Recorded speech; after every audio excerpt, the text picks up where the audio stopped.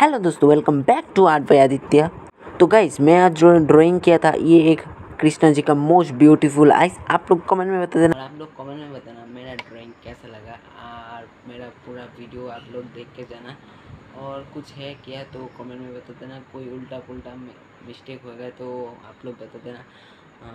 और कुछ नहीं है, आज के लिए इतने।